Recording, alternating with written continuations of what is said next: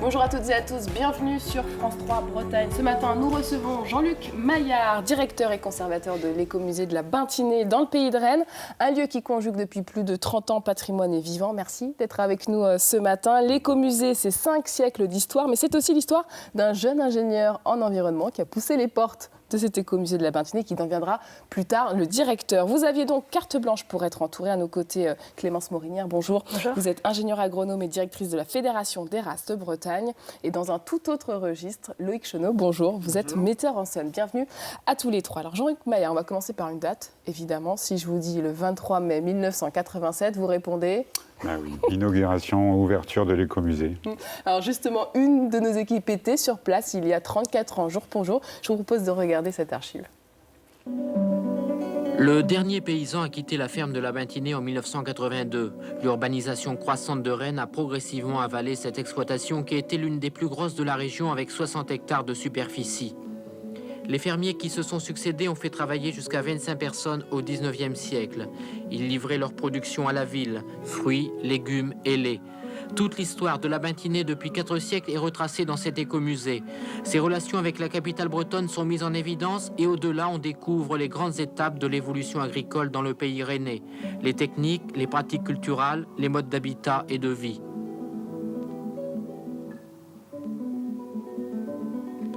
L'écomusée, en fait, pour nous, se compose de 2 parties. D'une part, ce qu'on peut appeler le musée du temps, proprement historique, qui est installé dans le bâtiment. Et d'autre part, tous les champs qui sont autour de la ferme, il y a actuellement une dizaine d'hectares, qui sont remis en culture, justement pour montrer à la fois l'évolution des pratiques culturelles et l'évolution aussi des plantes cultivées, depuis les variétés anciennes jusqu'aux hybrides d'aujourd'hui. Donc il y a les 2 aspects, naturels et humains, qui essaient d'être traités de manière globale dans cet écomusée. Jeux vidéo, banque de données agricoles, bandes dessinées, maquettes, diaporamas et reconstitutions scénographiques sont autant de moyens modernes utilisés pour raconter l'histoire de ceux qui ont vécu à la Bintinée. Un programme à la carte pour chaque type de visiteur, écolier, citadin ou paysan. Cet écomusée n'est pas un simple lieu d'exposition, il servira bientôt à diverses animations. Les 2 conservateurs organiseront des réunions à thème et proposeront aux Rennais divers stages de sciences naturelles. Il y a quelques images collecteurs, hein, Jean-Luc Maillard. J'imagine que ça vous rappelle quelques souvenirs, parce que vous étiez le 2e conservateur aux côtés de M. Hubert. Oui, enfin, aux côtés de Jean-Yves Veillard, qui est un personnage historique, qui était directeur du musée de Bretagne et qui a été l'initiateur du projet. Donc j'étais le premier embauché, on va dire, pour l'écomusée. De quoi était animé l'homme qui pousse cette porte alors qu'il avait commencé une carrière en environnement agronomie? Je commence ma carrière en étant ingénieur écologue dans un bureau d'études d'environnement et je me rends compte que quelle que soit la qualité des études, c'est le milieu associatif et les contre-pouvoirs qui vont faire que la prise en compte va être là. Et il y a ce poste qui arrive et je me dis, mais pourquoi pas un peu de culture à côté de la nature.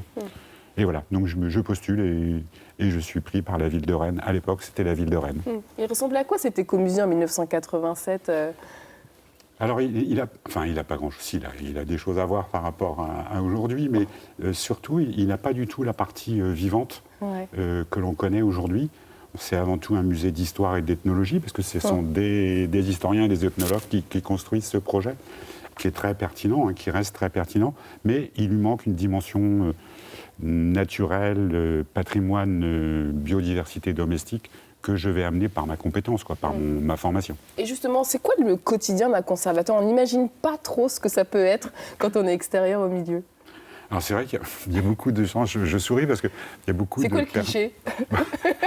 Mais ça risque de vous faire rire, mais je me sens plus journaliste D'accord. que conservateur dans le sens chercheur. On me dit toujours chercheur, oui, mais on a une gestion d'établissement, on a bien évidemment de la recherche sur des expositions, mais on a aussi des angles à donner sur certains sujets, et puis du rayonnement, de la prospection.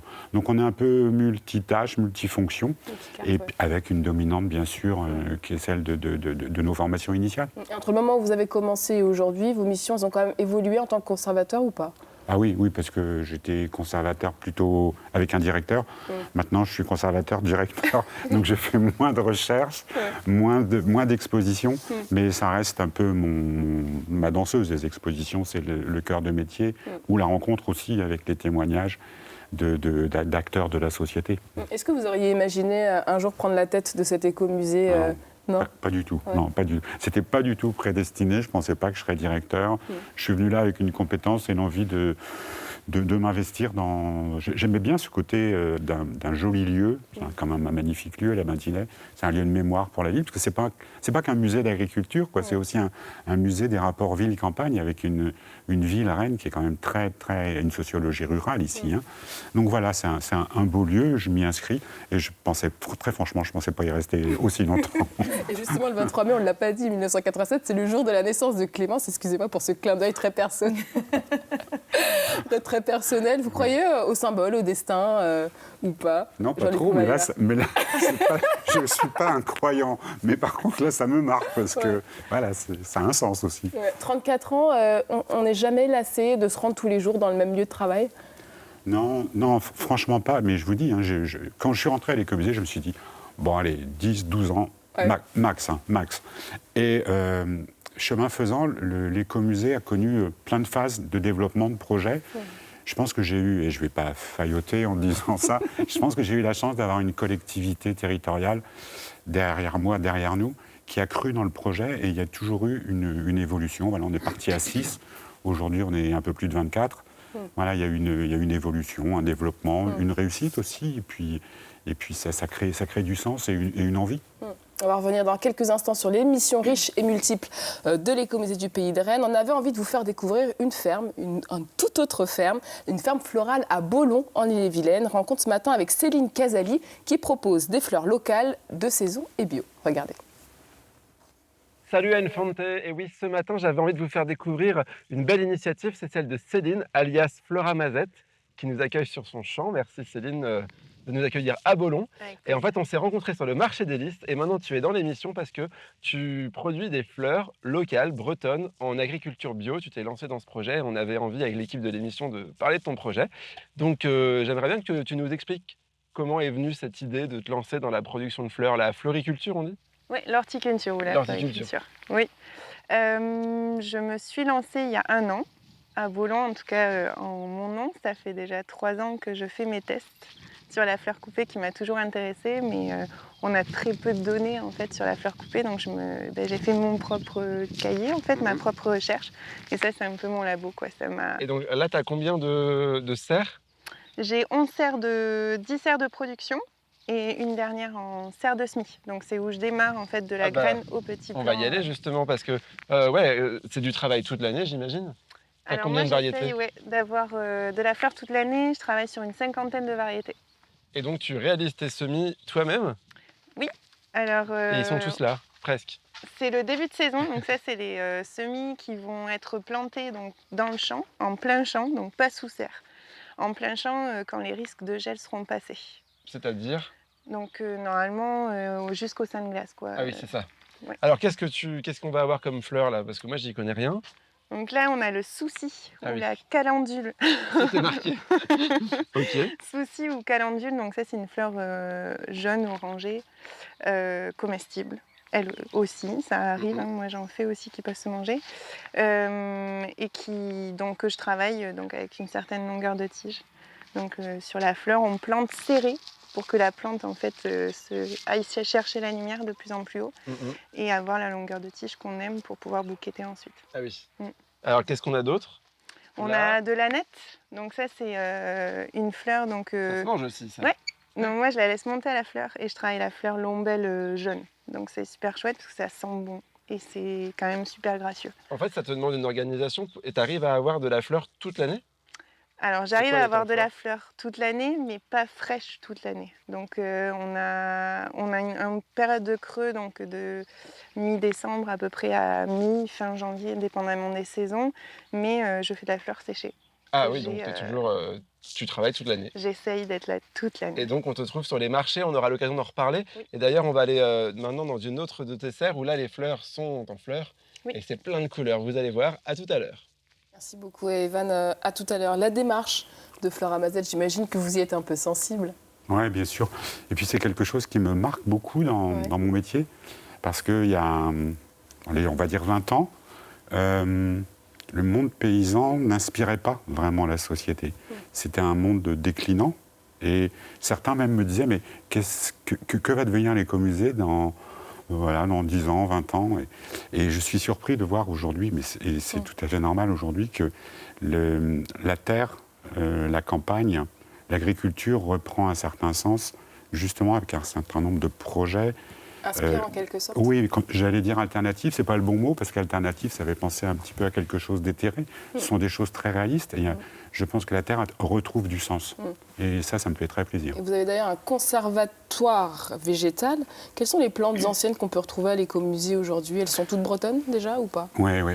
C'est essentiellement un petit peu de céréales, mais c'est surtout fruitier, avec un gros conservatoire des variétés de pommes du pays de Rennes, puisque c'était un territoire à cidre qui a donné beaucoup de variétés.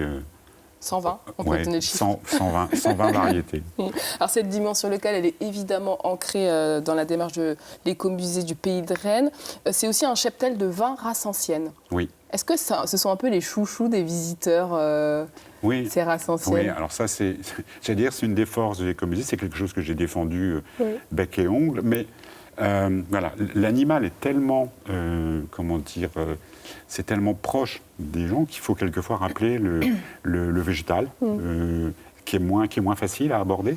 Et puis, quelquefois, si l'animal prend le dessus sur tout le récit, toutes les expositions. Donc, j'essaie de rééquilibrer ce que j'ai créé, de baisser quelquefois un petit peu le curseur par cette sensibilité animale. Alors c'est vrai que le grand public, on entend souvent parler de la pie-noire, de la coucou de Rennes, mais en fait, il y en a beaucoup plus que ça. Alors vous les connaissez très bien, Clémence Morinière-Sierras, puisque vous dirigez, je le disais tout à l'heure, la Fédération des races de Bretagne. On va voir un joli trombinoscope que moi j'adore, 11 races représentées, pour chacune une association. C'est ça, en fait. Donc là, vous avez les 11 races bretonnes. Alors, elles sont toutes considérées comme menacées, même si elles sont en redéveloppement. Mais c'est ça la particularité de la fédération, c'est de rassembler en fait des éleveurs qui ont su sauvegarder ces races-là, mais on est toujours sur un fil, quoi, parce qu'on est toujours sur des effectifs assez rares. Donc notre travail, c'est de rassembler ces éleveurs pour les aider dans leurs actions de promotion, communication et puis de sauvegarde et de développement de ces races-là. Et à chaque fois, ils viennent vous voir, c'est parce qu'il y a un éleveur qui se dit « si je ne fais pas quelque chose, cette race va disparaître, donc il faut qu'on mette des choses en place ». Non, ça c'était plutôt la phase dans les années 60-70 quand les effectifs déclinaient. Là, aujourd'hui, en 2020, on est un petit peu sorti de cette étape de sauvegarde vraiment in extremis. Par contre, on est toujours dans, comme je l'ai dit, des races à très faible effectif, donc au niveau génétique, il faut faire très attention. Ces races sont encore très méconnues, comme vous le disiez, la bretonne pie-noire ou la coucou de Rennes, on les connaît très bien. Voilà, quand on parle du porc blanc de l'Ouest ou de la vache provence du Léon, on connaît beaucoup moins, et du coup, ça veut dire que nous, notre travail, c'est d'en parler, de communiquer, d'expliquer à quel point ces races sont intéressantes pour les éleveurs et peuvent être intéressantes aussi pour les consommateurs, les restaurateurs, enfin voilà, de valoriser en fait ce patrimoine. Alors justement, on va s'arrêter sur le porc blanc de l'Ouest. Peut-être déjà, quelle est sa particularité par rapport à d'autres cochons? Alors, il est blanc ou... Il est blanc. Non, alors sa particularité, justement, on le voit à l'image, c'est très intéressant, c'est qu'il a un profil en fait de tête qui est tourné vers le sol. Et donc on appelle ça un profil fouisseur. C'est un animal, le porc blanc de l'Ouest, qui a tendance à aller chercher sa nourriture dans le sol, à fouir dans le sol, comme tous les cochons, on va dire, de l'époque. Et donc ce cochon, en fait, était vraiment fait pour être élevé en plein air, aller chercher lui-même sa nourriture. Et donc, on voit bien là qu'ils sont très heureux dans l'herbe. Et ce qui est très intéressant, c'est que tous nos éleveurs qui ont cette race-là continuent à élever le porc blanc de l'Ouest en plein air parce qu'il est fait pour ça. Et en fait, si le porc blanc de l'Ouest a failli disparaître, c'est parce qu'on a voulu imposer l'élevage, en les fait. parquets dans les porcheries. L'élevage industriel, les parquets dans des bâtiments. Le porc blanc de l'Ouest n'était pas du tout fait pour ça. Et donc, les éleveurs qui ont sauvegardé la race, ils ont aussi sauvegardé le mode d'élevage qui va avec, en plein air, qui correspond à sa croissance lente. Aujourd'hui, ils sont combien en France, ces porcs blancs de l'Ouest? Ils ne sont pas nombreux. Aujourd'hui, on doit être à peu près à 140 truies. Donc, ça reste au total, des effectifs, dans la race. Ouais. Donc ça reste des effectifs très très faibles. On peut avoir dans une race conventionnelle une porcherie qui est 140 cochons dans une autre race. Donc effectivement, c'est un effectif qui est encore très en danger. Et donc c'est pour ça que nous, on a vraiment cœur à aider les éleveurs qui veulent sauvegarder cette race-là, parce que c'est une race qui est très intéressante pour les éleveurs et pour les consommateurs aussi, parce qu'une fois que vous avez goûté ce cochon-là, vous ne voulez plus entendre parler des autres. D'accord. Quel pont, justement, vous créez avec ces fédérations? Alors déjà, j'ai une première question. Est-ce qu'on devient spécialiste des races anciennes après 34 ans à l'écomusée du Pays de Rennes? D'une certaine manière. Ouais. Mais je crois que le lien qui nous unit avec Clémence ou avec la fédération, c'est une fédération qu'on a appelée de tous nos voeux, parce que elle a seulement 10 ans, mais on attendait une initiative régionale, comme ailleurs en France, pour pouvoir protéger ce patrimoine-là.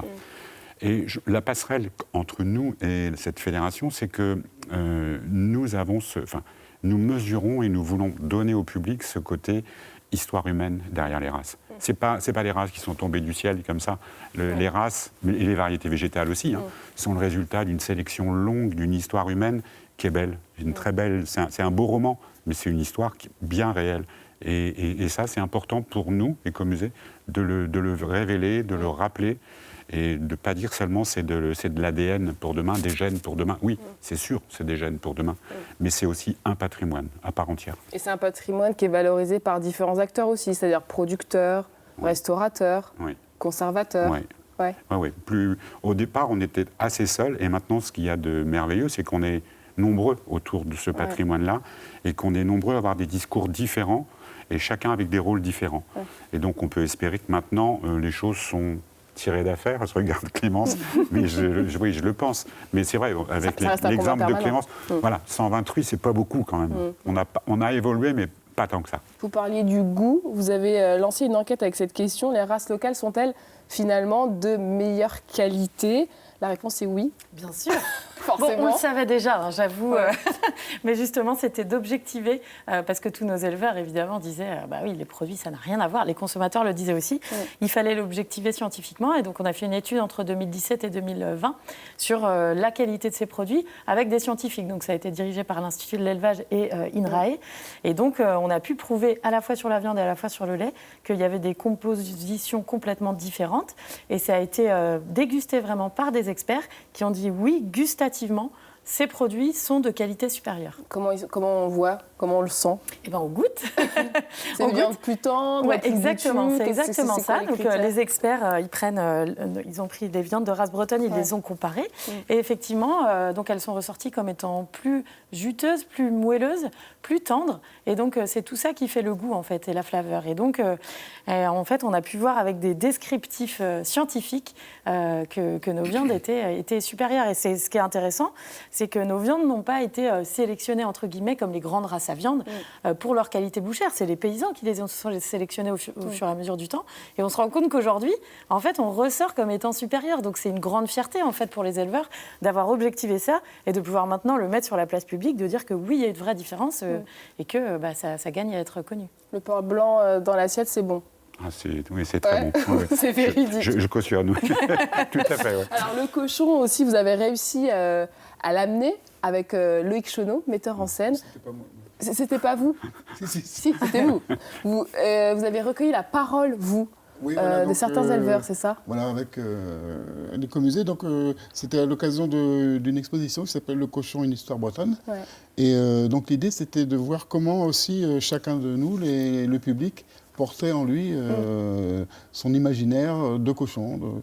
Et donc, pendant l'exposition, sur des dimanches, j'ai interviewé des interviews flash de personnes. Et chacun me racontait c'est quoi son cochon à lui, son imaginaire. Ouais. Donc, il y en a qui vont parler de la tirelire, l'autre de la tuerie, d'autres du cochon doudou, enfin voilà. Et donc, ça donnait un petit livret comme ça, mais qui est très riche. Et dans l'idée de, par rapport à tout ce qu'on vient de dire là sur le porc et tout ça, c'est aussi qu'il y a de la symbolique. Il y a une vraie attache. Et puis chacun porte en lui tout un imaginaire autour de ce que portent les écomusées aussi, quoi. Les animaux, les pommes, enfin voilà. On a tous des choses vraiment fantasmées, rêvées par rapport à un lieu comme là. Est-ce que c'est aussi ça la marque Jean-Luc Maillard, d'avoir créé des ponts assez insolites parfois, parce que un metteur en scène avec l'écomusée, c'est pas le lien que je ferais tout de suite, moi. Non, c'est vrai, mais c'est vrai qu'on a fait plein de liens et je crois que les histoires, les trajectoires sont toujours des histoires singulières et je pense qu'il faut savoir, et on l'a fait, s'ouvrir à plein de compétences et on s'enrichit à travers toutes ces compétences-là. C'est clair. Ouais. Allez, on repart direction Beaulon, retrouver Céline Casali qui nous fait découvrir sa ferme florale aux côtés des vannes. Bon, vous avez promis une serre bien fleurie et donc là on a de jolies fleurs, mais par contre je ne sais pas comment elles s'appellent. C'est quoi toutes ces fleurs? Donc là on a le pavot d'Islande, c'est un pavot qu'on peut faire en hiver, qui résiste à moins 25, donc c'est super intéressant, je l'ai eu tout l'hiver. Et on a la tulipe. Et alors la tulipe, si je comprends bien, en gros cette planche-là, tu l'étales pour pouvoir avoir de la production un petit peu tout le temps, c'est ça? C'est ça. Là ça a été récolté et pas là. C'est ça, donc celle-ci est plus précoce que celle-là, qui est plus tardive.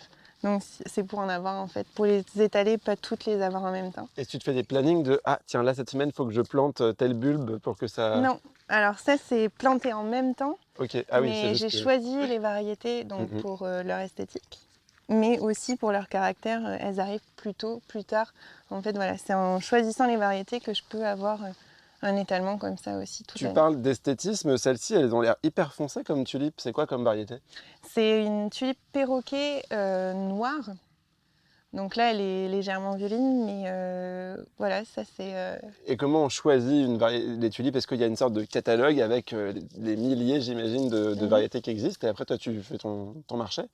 C'est ça, donc on a des fournisseurs qui nous proposent des variétés et il y a toute une sélection à faire en fonction de la zone géographique. Donc moi je choisis des variétés qui sont intéressantes à faire pousser en Bretagne.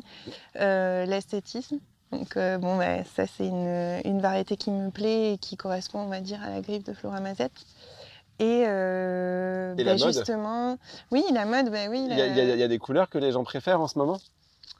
C'est très printanier, on aime les couleurs vives, on aime le blanc, ça c'est un grand classique, puis les pastels doux, je pense. Est-ce qu'il y a des fleurs qu'on pourrait… parce que là, dans notre quotidien, on a l'habitude, je prends l'exemple de la Saint-Valentin, on offre des roses, mais est-ce qu'il y a des habitudes qu'on pourrait changer? Est-ce que la rose, finalement, c'est une fleur de saison en février? Alors pas vraiment. Non. La rose, on peut la faire en Bretagne, on en a déjà en production. Ici, on en aura dans peu de temps, mais c'est vrai qu'à cette période de l'année, ce qui remplacerait le mieux la rose, ça serait la renoncule.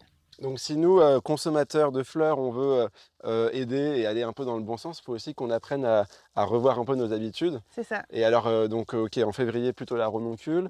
Et après, c'est quoi à peu près les grandes périodes? Il y a la tulipe à fond en ce moment. Là, la tulipe à fond, c'est les premières fleurs, on va dire, les premiers flushs de fleurs qui arrivent. Donc oui, la renoncule et l'anémone qui s'en viennent. Après on a le lysianthus, donc c'est une très jolie fleur, le dahlia aussi qui arrive à une période de la saison. Et on termine avec le chrysanthème. Tige. En tige, ah ouais. En tige, ouais. Ah trop bien, donc on peut vraiment avoir des fleurs toute l'année en fait, même si elles ont poussé sous notre climat breton. Oui. Trop bien. Bon et alors ce que tu n'as pas encore dit, parce que je ne t'ai pas non plus posé la question, c'est que tu fais toi-même tes bouquets et que tu vends sur le marché. Et justement, on va aller les voir, ces beaux bouquets, donc revenez, à tout à l'heure. Merci beaucoup Evan, à tout à l'heure. On le disait, l'écomusée, c'est un parc de 20 hectares, des conservatoires, un cheptel, mais aussi le mot musée là-dedans. Faut pas l'oublier ça. Ah non. Non, j'y tiens beaucoup. Ouais, pourquoi? C'est pas mon école, mais parce que le musée, c'est un récit pour moi. C'est le récit d'une relation d'une très grosse ferme avec sa ville, et que ce musée raconte une histoire, un récit. Et j'ai toujours pensé que dans les musées, on était plus des raconteurs d'histoires que des montreurs d'objets, même si on s'appuie sur des collections souvent très belles. Voilà, c'est ça notre métier. Et j'aime bien avoir cette espèce de parité entre l'extérieur, très attractif, un cheptel très attractif, mais aussi un récit, une histoire, et puis aussi des expositions temporaires qui sont d'autres manières de montrer un aspect du patrimoine rennais ou du pays de Rennes. On va retrouver en duplex Elisabeth Renaud, présidente de l'association Bretagne Musée. Vous dirigez aussi le musée de Saint-Brieuc. Bonjour, bienvenue, merci de nous rejoindre. Vous êtes d'accord avec les propos de Jean-Luc Maillard? J'imagine, un musée, c'est d'abord raconter des histoires. Oui, très bien. Je pense que Jean-Luc a su résumer rapidement ce qu'on tente à faire vivre à nos visiteurs, à savoir une expérience de visite avec un réseau en Bretagne riche de 37 musées, donc à découvrir. Il existe combien de musées, d'écomusées dans ce réseau? Sur les écomusées, 4 écomusées nous comptons dans le réseau de Bretagne Musée. L'écomusée de Rennes, il est atypique parmi ces 4 écomusées. En quoi il se différencie finalement? Alors, je ne sais pas si vous m'entendez bien, mais en tout cas, moi, j'ai un petit décalage. Donc, c'est ce qui explique. Alors, l'écomusée, Jean-Luc l'a dit tout à l'heure, et vous l'avez synthétisé, effectivement, avec le nombre d'hectares, son positionnement, son rayonnement, et puis, bien sûr, son cheptel, qui est à souligner et assez unique. Et quels sont les types de projets, Jean-Luc Maillard, que vous avez réussi à monter entre différents musées, justement? Il y a eu en particulier, et je me retourne vers Babette, on avait fait une exposition, on a fait récemment une exposition sur les Landes en Bretagne, le milieu naturel, qui n'est pas naturel en fait, une création de l'homme. Et on s'est dit, c'est important que ce sujet-là, puisqu'il y a un investissement humain et financier, puisse tourner en Bretagne, et en particulier dans les zones où il reste beaucoup de landes. Donc on s'est appuyé sur le réseau, et un certain nombre de membres du réseau ont pris la main tendue et ont adapté le discours à leur territoire. Je pense en particulier à l'écomusée des Monts d'Arrée, puisque c'est le plus gros territoire de Landes en Bretagne. Et je pense que ça, c'est quelque chose de très, très satisfaisant à laquelle on s'attache avec Babette, c'est à faire en sorte que effectivement, ce réseau soit très cohérent, dynamique, mais aussi qu'il puisse associer les petits et les grands, parce que tous les territoires n'ont pas les mêmes chances, les mêmes moyens financiers. Et par contre, il y a plein de gens avec plein d'énergie. C'est important de sortir le nez du guidon et puis de peu d'aller ensemble. On le voit bien parce que Babette, c'est quand même pour les intimes. Nous, on appellera toujours Elisabeth Renaud. Non, mais c'est pas grave, je le souligne parce que c'est aussi l'histoire d'une rencontre, en fait, Elisabeth Renaud, Jean-Luc Maillard.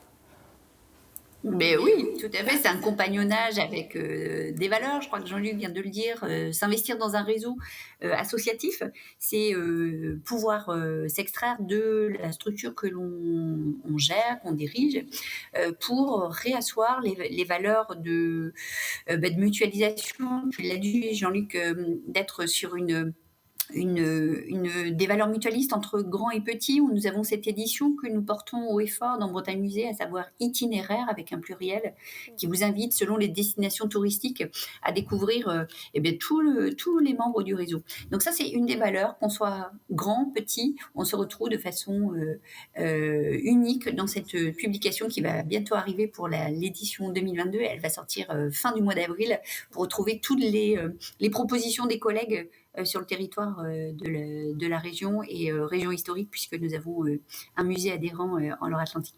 Merci beaucoup. Sur la question des valeurs que nous portons avec Jean-Luc, c'est aussi de transmettre. Et nous animons dans le réseau des journées d'études qui sont une valeur forte du réseau pour Bretagne Musée, à savoir la conférence permanente. Et c'est un héritage qu'on partage avec Jean-Luc et avec d'autres membres de l'association, d'une autre association qui s'appelait Buez et qui a marqué très largement le territoire breton et même le territoire national. Une manière de montrer que l'art peut rester vivant. Merci beaucoup, Elisabeth Renaud, d'avoir pris le temps d'être avec nous ce matin. On va faire un petit pas de côté, nous, on va sortir un peu du patrimoine vivant, de l'ambiance des musées. On va parler art vivant et plus précisément de théâtre. C'est une de vos passions, Jean-Luc Maillard. Oui. Quel rôle vous aimez jouer ? C'est pas tout. Tout. Non, je pense que le théâtre, c'est... on a des trajectoires professionnelles, des dominantes. Et puis moi, je crois que le théâtre, c'est pour moi, c'est un domaine de fantaisie, c'est un domaine d'épanouissement, parce que c'est la fantaisie, c'est... Voilà, c'est pas que du labeur, le théâtre. Il faut apprendre le texte. C'est beaucoup de plaisir avant ça, c'est un petit peu dur, n'est-ce pas? Oui, peut-être. Mais c'est aussi beaucoup de plaisir sur le plateau. Et puis c'est de travailler avec des collègues et des amis, en l'occurrence. C'est ça, pendant plusieurs années, vous aviez une troupe avec un concept assez original. Vous jouez carrément chez les gens. Oui. Et pour cela, vous avez fait appel à Loïc Chenot, metteur en scène. Quel est le style de Jean-Luc Maillard sur la présence scénique? Qu'est-ce que vous diriez, Loïc Chenot? Une présence forte, là, on va dire. Ouais. Hein. Une voix aussi. Et une voix, ouais, très posée, des clins d'œil. Et puis, une sorte de, pas de fourberie, mais de décalage tout le temps dans ce qu'il fait, quoi. Il paraît qu'il a de l'humour, hein, Clémence Morinière, Voilà. Jean-Luc Maillard. Il ne le dit pas, mais c'est le mot qui est revenu auprès de 3 invités quand on préparait Oui, l'interview. c'est ça. C'est vrai. Ouais. Humour partagé. Alors vous avez aussi souhaité mettre à l'honneur Loïc Chenot, parce que Loïc, il fait un travail que vous trouvez assez impressionnant, charismatique. Oui, parce que Loïc est un homme de théâtre, il avait aussi un autre métier, mais c'est quelqu'un qui est en prise directe avec la société, avec les différents acteurs et tout compte fait. Il est un peu comme nous, un observateur et puis un rapporteur de cette société-là. Et ça, c'est joli, c'est des beaux témoignages en général. Alors, votre compagnie, elle s'appelle Quidam, et vous vous emparez de thèmes quand même assez originaux, avec un travail de collaboration qui est assez Oui, c'est-à-dire que inédit. Quidam Théâtre, un Quidam, c'est quelqu'un d'ordinaire, comme vous, comme moi. Voilà. Et donc, on fait un théâtre ordinaire, à partir de la parole des personnes concernées par un thème de D'où société. le cochon tout à l'heure, Donc mais ça peut ici, être beaucoup plus vaste. Le cochon, mais on a aussi fait des... là, par exemple, on a travaillé sur le numérique avec des collégiens, sur les relations garçons-filles avec des collégiens, ou alors aussi sur la protection de l'enfance avec le département, sur les personnes âgées isolées, enfin voilà. Et donc, c'est toujours des spectacles qui sont créés à partir de la parole des personnes concernées. Et après, c'est écrit, bien entendu, et mis en scène. Mais vraiment, c'est donner la parole et après pour que les personnes s'en emparent et qu'il y ait des échanges ensuite à partir de ce qui est dit, quoi. Qu'est-ce qui vous touche dans cette démarche de théâtre de proximité, de théâtre un peu social je pense qu'il y a toujours ce rapport à l'humain, à une forme de sensibilité, à des formes de fragilité aussi chez l'humain. Et donc, voilà, je travaille dans un musée de société, tout compte fait, je m'aperçois que ce qui m'intéresse, c'est la société et les composants de la société, c'est les humains, c'est les autres. Ouais. Voilà. Et sur quel type de projet vous travaillez en ce moment, peut-être? Et ben alors, là, en ce moment, par exemple, on a travaillé sur Les discrètes paroles de Bretonne. C'est une adaptation du livre de Anne Lecourt aux éditions Ouest France. Et donc, c'est l'histoire de... Donc, dans le livre, il y a 15 femmes et j'ai réadapté le livre pour raconter la rencontre de 3 de ces femmes qui ont maintenant 80-85 ans et tout leur parcours dans le siècle dernier, quoi. Et comment chacune, à sa façon, a voulu écarter un peu les carcans sociaux qui les emprisonnaient et qui ont annoncé à partir de 68 et puis les années d'après. Comment ces femmes-là, à leur façon, ont chacune annoncé aujourd'hui, quoi. Et j'imagine que vous ouvrez régulièrement vos portes au public. Ah ben, on joue régulièrement, c'est des spectacles. Et donc, c'est des organismes qui nous font venir, ou des maisons de quartier, des salles de théâtre, enfin voilà. Et la personne vient voir le public, quoi. Mais l'important, c'est que le public, ensuite, échange et puisse parler entre eux, avec des personnes ressources, sur le thème qui les concerne. Créer du dialogue. Allez, je vous propose d'aller jeter un dernier coup d'œil du côté de Beaulon, où Evan et Céline Casali nous attendent. Allez, pour notre dernière visite des serres de Fleuramazette, alias Céline, à Beaulon, on te voit récolter c'est quoi comme fleur, ça? C'est la renoncule. Ah voilà, mais on apprend plein de choses ce matin, enfin, surtout moi. Alors, j'aimerais que tu nous parles un petit peu de ton profil, parce que rien ne te prédestinait forcément à devenir productrice de fleurs, puisque tu as fait un master en biologie dans une grande école. Est-ce que tu peux nous raconter cette transition et que ton projet, en fait, pourquoi tu as changé? Ben, j'ai fait un master à l'École normale supérieure, à Ulm à Paris. J'ai été diplômée et c'est vrai que j'ai décidé de partir dans le monde agricole. J'ai commencé par être apicultrice. Je suis devenue maraîchère et très vite, en fait, j'ai commencé mes premiers essais en fleurs coupées. Et ça, comment est-ce que c'est perçu dans le milieu des grandes écoles? C'est des choses qui sont communes? Ce genre de réorientation? C'est des choses qui sont peu communes, ça c'est certain, mais qui font envie. C'est vrai que j'ai donc plusieurs de mes anciens collègues qui me regardent maintenant après être sortis de thèse et se posent des questions. En tout cas, s'attachent vraiment à ce que j'ai choisi. Ouais. Et toi, ton projet, c'est pas uniquement de devenir productrice de fleurs, tu as une envie vraiment de montrer qu'on peut en vivre de ce métier. Oui, bien sûr, oui. Là, je suis sur 1 hectare et pour moi, j'ai quand même pour objectif de pouvoir montrer que c'est viable, qu'on peut en vivre et que c'est justement quand on fait ce choix-là de partir, par exemple, d'un travail d'ingénieur ou d'enseignant, ce qui m'était un peu prédestiné. On peut choisir autre chose, mais avoir une qualité de vie aussi qui est maintenue. Enfin, voilà, pour faire ce choix longtemps et qui dure, quoi. Oui, et puis de pouvoir vivre de ton métier, c'est quand même la base de ce que tout le monde a envie de faire. C'est quand même la base. Et est-ce qu'il y a d'autres producteurs, productrices de fleurs en Bretagne? Il y en a beaucoup? Oui, mais j'ai une collègue, donc on est tous référencés en fait sur le site de collectif de la fleur française, enfin la grande majorité. Ah oui, vous êtes fédérés dans une sorte d'association. Voilà, de professionnels de la fleur, donc on a des producteurs, on est entre producteurs et des fleuristes aussi qui adhèrent en fait au choix de vouloir revenir vers la fleur française. J'ai une collègue sur Vannes. Il y a différents producteurs aussi sur le Rennes, mais voilà, la productrice sur Vannes, on a, on va dire, des valeurs en commun et on... Ouais, puis du coup, si j'ai bien compris, c'est quand même encore, il y en a quand même pas beaucoup. Si on veut pouvoir fournir suffisamment de fleurs pour tout le monde, il faut qu'il y ait de plus en plus d'horticulteurs en fleurs coupées. C'est ça. Et de plus en plus de centres de formation et de plus en plus d'exploitations capables d'accueillir le monde qui va se former. Donc oui, effectivement. Alors pour conclure, si on veut pouvoir acheter les fleurs de Flora Mazette, comme ce beau bouquet de tulipes que tu nous as préparé, comment on fait? Où est-ce qu'on peut te trouver? Donc je suis au marché des Lys tous les samedis, donc au centre de Rennes. Je fais un marché également à Plélan-le-Grand le dimanche. Je mets en place des abonnements floraux. Ça, c'est trop bien. On est sûr d'avoir des fleurs tout le temps. C'est ça, et puis dans les occasions à ne pas louper. La fête des mères, on a comme ça, tu nous les rappelles, on n'a même plus besoin d'y penser. C'est ça. Trop bien. Donc une livraison, donc 5 bouquets ou 10 bouquets répartis sur l'année en fonction des choix. Voilà.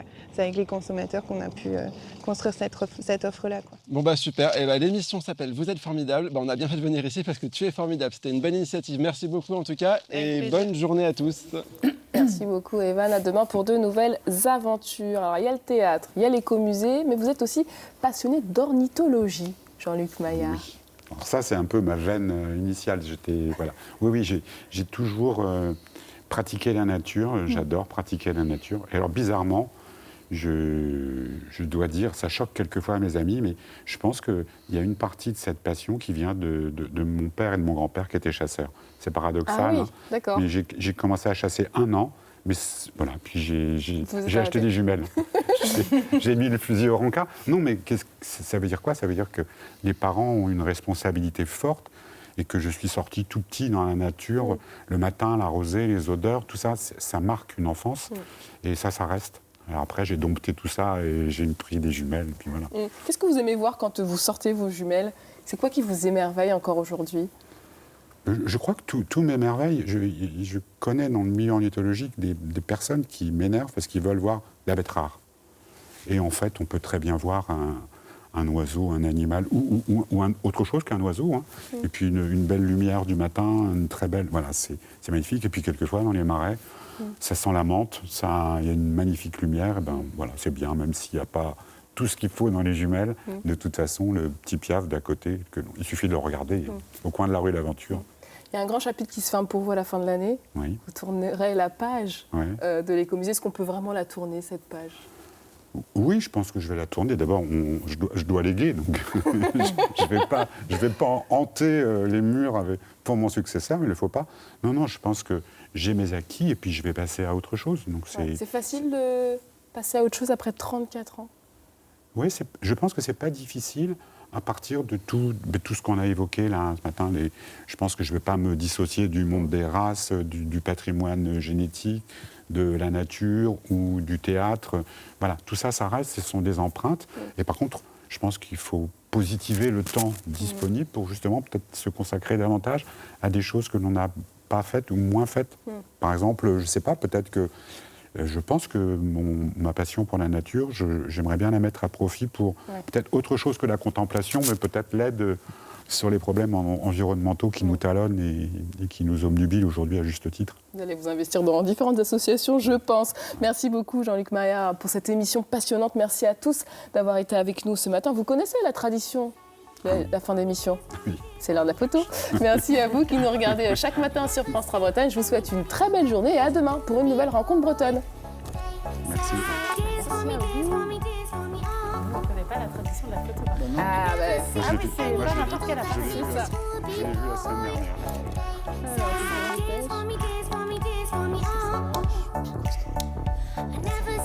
Anybody do the things you